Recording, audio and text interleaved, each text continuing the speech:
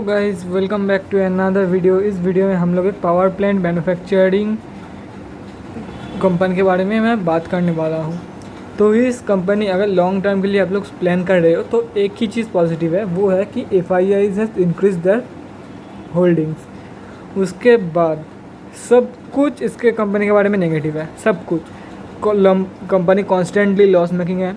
Quarterly result में yearly basis में भी कॉन्स्टेंटली लॉस मेकिंग है, और वो लॉस का जो अमाउंट है धीरे धीरे वो इंक्रीज़ होते जा रहा है।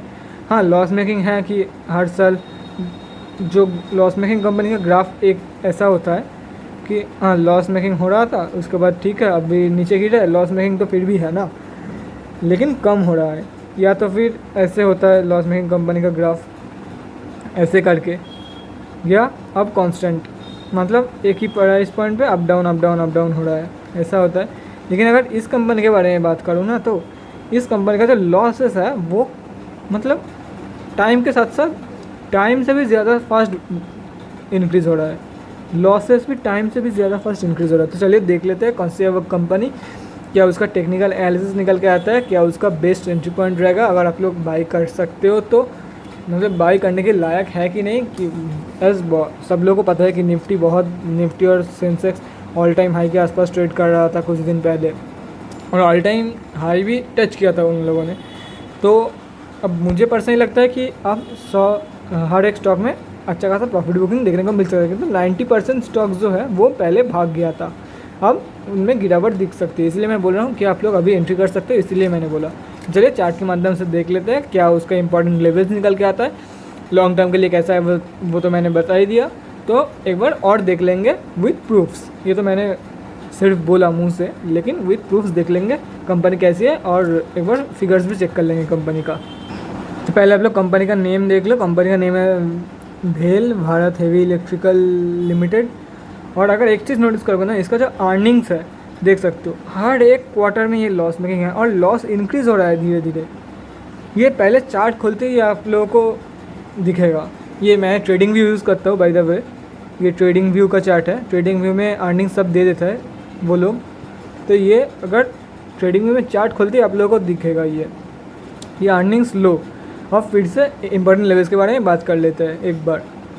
अगर हम लोग इंपॉर्टेंट लेवल्स के बारे में बात करें तो आप लोग देख सकते हो ये कंपनी का जो इंपॉर्टेंट लेवल्स निकल के आता है, ये स्टॉक लॉन्ग टर्म के लिए ज़ीरो है, वो तो मैंने पहले ही बता दिया है। आप लोग अगर होल्ड करना चाहते हो तो होल्ड करके चल सकते हो, क्योंकि लॉन्ग टर्म में अगर आप लोग देखोगे कि अच्छा खासा रिटर्न देके जा रहा है। ऐसा नहीं है कि जो पहले वाला शेयर के बारे में मैंने बताया जेनेक्स लैब के बारे में, वैसे एक लॉन्ग टर्म के लिए कंसोलिडेट कर रहा है। आप लोग अच्छे खासा स्विंग ट्रेड इसमें ले सकते हो। मैं पॉइंट्स दिखा रहा हूँ आप लोगों को, अच्छे खासा स्विंग ट्रेड आप लोग ले सकते हो। वैसा वाला स्टॉक नहीं है, लेकिन जितना हो सके लॉन्ग टर्म के लिए अवॉइड करना है स्टॉक को। आप लोग देख सकते हो इस बार का जो अर्निंग है देख सकते हो। मैंने बोला कि अर्निंग के मामले में ये कंपनी सबसे पीछे है। और अगर इंपॉर्टेंट लेवल्स के बारे में बात करें तो अभी फ़िलहाल ये कंपनी 66.6 रुपीज़ के आसपास ट्रेड कर रही है, और इसका जो बेस में जो रेजिस्टेंस बोल सकते हो, सॉरी गाइस, सपोर्ट एरिया निकल के आता है, वो निकल के आता है 65.15 रुपीज़ पैसे के आसपास। 65 रुपीज़ और 15 पैसे के आसपास का जो सपोर्ट एरिया निकल के आता है। तो आप लोग 65.15 पैसे के आसपास बाई करके चल सकते हो। बाउंस बैक के टाइम प्रॉपर्ली एक बार बाउंस बैक होने दो तभी बाई करना। क्या पता है ये कंसोलिडेट करते करते नीचे गिर जाए धड़ाम से। एक बार बाउंस बैक के टाइम तो आप लोग 67 रुपीज़ एक बार चेक कर लेते हैं जो लेवल्स निकल के आता है। ऑलमोस्ट 69 रुपीज़ के ऊपर अगर क्रॉसिंग होता है डेली बेसिस में, तो डेली क्लोजिंग बेसिस पे अगर एक दिन डेली चार्ट में 69 रुपीज़ के ऊपर क्लोज होता है तो ही आप लोग बाई करके चल सकते हो। जो नेक्स्ट टारगेट निकल के आता है वो अराउंड 79 का निकल के आता है। 79 के प्राइस पॉइंट के लिए 69 से 79 में एक ट्रेड ले सकते हो आप लोग 10 रुपीज़ का मार्जिन रख के।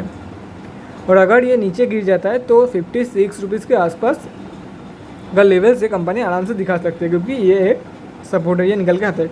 इसके लिए तो ये रेजिस्टेंस था, लेकिन अब सपोर्ट की तरह एक्ट करेगा इस कंपनी के लिए। 56 रुपीज़ में आप लोग इंटर करके बाउंस बैक के टाइम इंटर करना, तो 57 या 57.5 या 58 ही पकड़ के चलते हैं। 58 रुपीज़ से आप लोग 65 रुपीज़ तक का लेवल के लिए आप लोग होल्ड करके चल सकते हो। और अगर ये तो मैंने इंपॉर्टेंट लेवल्स बता दिया आप लोगों को कि यहाँ पे अगर बाउंस बैक के टाइम आप लोग होल्ड करते हो तो ये फर्स्ट टारगेट निकल के आता है, ये सेकंड टारगेट, ये थर्ड टारगेट।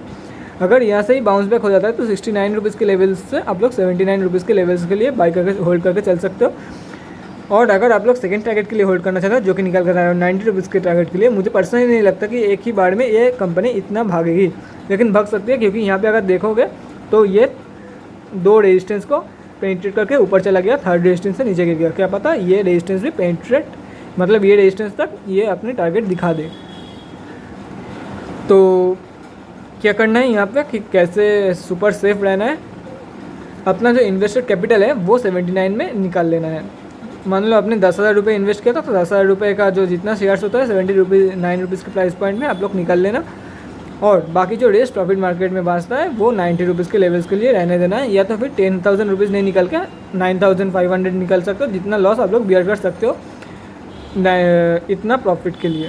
अगर इतना प्रॉफिट होता है तो प्रॉफिट आपका ही होगा, इसके लिए जितना लॉस आप लोग बियर कर सकते हो उतना रहने देना है मार्केट में प्रॉफिट के साथ। और अगर आप लोग एकदम भी लॉस बियर नहीं करना चाहते हो तो मैंने जो टेक्निक बोला कि 10,000 रुपये अगर इन्वेस्ट किया है तो 10,000 रुपये यहाँ पे आके निकाल लेना, रेस्ट जो अमाउंट पड़ रहता है मार्केट में वो 90 रुपीज़ के टारगेट के लिए आप लोग होल्ड करके चल सकते हो। और अगर आप लोगों को सुपर सेफ खेलना है, एकदम ही सेफ कि कोई रिस्क लेना नहीं है, कि एकदम प्रॉफिट मैक्सिमाइज़ करना है, तो आप लोग माइंडसेट एक बना सकते हो कि 69 में एंट्री करेंगे, 79 में सेल कर देंगे, तो मुझे उससे कोई फ़र्क नहीं पड़ेगा कि ये 99 तक चले जाए, उससे भी मुझे कोई फ़र्क नहीं पड़ेगा। ये माइंडसेट के साथ आप लोग ट्रेडिंग कर सकते हो। ये एक बहुत ही अच्छा हैबिट है अगर आप लोग प्रैक्टिस कर सकते हो, क्योंकि ये माइंडसेट बहुत जनों का नहीं होता। ये पेनी स्टॉक्स है, मैक्सिमम पेनी स्टॉक्स में ये माइंडसेट का ज़रूरत होता है, और अगर जिन लोगों के पास ये माइंडसेट नहीं है वो लोग ही 90% रिटेलर्स पेनी स्टॉक में फंसते हैं। क्योंकि एक बात बताओ, बहुत 90% लोग ये नहीं बताता कि अगर बहुत लोग बताते हैं कि अगर आप लोग जब कंपनी ऊपर जा रही है और अपर सर्किट लग रही है और कंपनी जब नीचे जा रही है लोअर सर्किट लग रही है, तब आप लोग एक एम ऑर्डर प्लेस कर देना 6 या 7 बजे के अराउंड, तो आप लोगों को मिल जाएगा ऑर्डर, जो स्टॉक है वो आप लोगों को मिल जाएगा। लेकिन ऐसा नहीं होता है, 99.99% केसेस में ये ऐसा नहीं होता है। अगर पूरा अपर सर्किट लगता है तो नहीं होता है। अगर जो 9 AM से 7 AM तक होता है तब 1-2 स्टॉक भी अगर ट्रेडिंग होता है तो ये हो सकता है, इसलिए इससे चांस लेना कहते हैं। इससे 100% श्योरिटी नहीं है, एटलीस्ट 10% भी श्योरिटी नहीं है कि ऐसे होगा। 1000 शेयर्स में एक शेयर में ऐसा होता है कि अगर 6 या 7 बजे के अराउंड आप लोग एम ऑर्डर प्लेस कर देते हो तो आप लोगों को स्टॉक मिल जाएगा।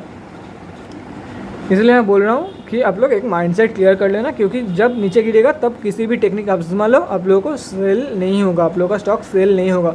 हाँ, अगर थोड़ा बहुत भी ट्रेडिंग होता है मार्केट ओपनिंग से पहले 9 से 7 AM के बीच में, अगर थोड़ा सा भी ट्रेडिंग होता है, या तो फिर जो लिक्विडिटी रहता है शेयर में, मतलब जो क्वांटिटी लिक्विड पड़ा हुआ है शेयर में, उसमें से कुछ एक चांसेस बढ़ जाता है 6 या 7 बजे के अराउंड एम ऑर्डर प्लेस करने से कुछ चांसेस बढ़ जाता है। लेकिन 100% क्या 10% भी श्योरिटी नहीं रहता कि अगर आप लोग एम ऑर्डर प्लेस करो तो आपका शेयर्स बिकेगा, क्योंकि आपसे पहले ही लाखों करोड़ों क्वांटिटी में बड़े बड़े प्लेयर्स एग्जिट करने के लिए ऑर्डर प्लेस करके रखे हुए हैं। चलिए एक बार फंडामेंटल्स के बारे में बात कर लेते हैं और एक बार डिलीवरी परसेंटेज भी कंपनी के चेक कर लेते हैं, क्या निकल के आता है डिलीवरी परसेंटेज आज का। अगर भेल की NSE में बात करें तो निफ्टी 500 में ये कंपनी लिस्टेड है। आज ऑलमोस्ट 3,95,92,408 क्वान्टिटी ट्रेड हुआ है, जिसका वैल्यू निकल कर आता है ऑलमोस्ट 26,475 लैक्स, मतलब 26 लैक्स के अराउंड 26,000 लैक्स के अराउंड निकल के आता है जिसका वैल्यू। अगर 52 वीक हाई के बारे में बात करें, फिलहाल अभी 52 वीक हाल ही में टच हुआ है 9 जून को, और जो 52 वीक लो है वो लास्ट ईयर का अक्टूबर में टच हुआ था। डिलीवरी परसेंटेज के बारे में बात करें, सॉरी गाइस, तो निकल कर है 11%, जो कि बहुत ही एक कम परसेंटेज निकल के आ रहा है। इसलिए मैं बोल रहा हूँ कि एक कंफर्मेशन के बाद ही आप लोग एंटर करना मार्केट में, उसके पहले आप लोग फंस सकते हो मार्केट में। और जो पेंडिंग ऑर्डर क्वांटिटी है वो 66.6 रुपीज़ के लेवल में 73,000 ऑलमोस्ट 73,000 क्वांटिटी पेंडिंग ऑर्डर है। एक बार फंडामेंटल्स चेक कर लेते हैं कंपनी का फिगर्स क्या निकल के आता है। तो ये आ गया, जैसे कि आप लोगों को पता ही है, Bharat heavy electrical system integrated power plant equipment manufacture engaged in design engineering manufacture erection testing commissioning and servicing of a wide range of products and services for the core sectors of the economy viz power transmission industry transportation renewable energy oil gas and defence. Market cap जो निकल कर रहा है almost 23,138 crore के आसपास का निकल के आता है। ROC -9.86%, ROE 9.76%, -9.76%। बुक वैल्यू काफ़ी सस्ते में ट्रेड कर रहा है, मतलब काफ़ी नहीं, थोड़ा सस्ते में ट्रेड कर रहा है। फिलहाल ये कंपनी अपने 52 वीक हाई के आसपास ट्रेड कर रहा है compare to 52 week low. Company 1 रुपये का भी डिविडेंड नहीं देती है। प्रोज एंड कॉन्स के बारे में बात करें तो प्रोज में देख सकते हो stock is trading around at 0.87 times its book value. Debtor days increase हुआ है, इम्प्रूव हुआ है, सॉरी गाइज इंक्रीज नहीं हुआ, इंक्रीज मतलब तो बुरा हुआ है, इम्प्रूव हुआ है। Company has low interest coverage ratio, ये कॉन्स में है। Company has delivered poor sales growth of 7.43% over 5 years। Past 5 years, company has a low return of equity of -3.34% for last 3 years। Contingent liabilities के बारे में बात करें तो ₹8,118.47 करोड़ के आसपास का निकल के आता है। क्वार्टरली रिजल्ट के बारे में बात करें तो आप लोग देख सकते हो कि लगातार, अगर नेट प्रॉफिट के बारे में बात करें तो लगातार ये कंपनी लॉस में गई और अच्छा खासा एक क्वार्टर्स में आप लोग जंप देख सकते हो। दिसंबर से मार्च के क्वार्टर में 1000 करोड़ का जंप, मतलब पीछे लॉस की तरफ। कंपनी का एक्सपेंसेस सेल्स से भी ज़्यादा है, एक्सपेंसेस सेल्स से भी ज़्यादा है, आप लोग देख सकते हो। अगर ईयर बेसिस में बात करें तो जैसे कि मैंने बताया कि एक्सपेंसेस जो है वो सेल्स से भी ज़्यादा है कंपनी का, इसीलिए ऑपरेटिंग प्रॉफिट में आप लोग अच्छा खासा जंप देखने को मिल सकता है। आप लोगों को ऑलमोस्ट 100% का जंप देखने को मिल सकता है ऑपरेटिंग प्रॉफिट में, कि 100% डिक्रीज़ हुआ है, मतलब लॉस में तो इंक्रीज़ हुआ है।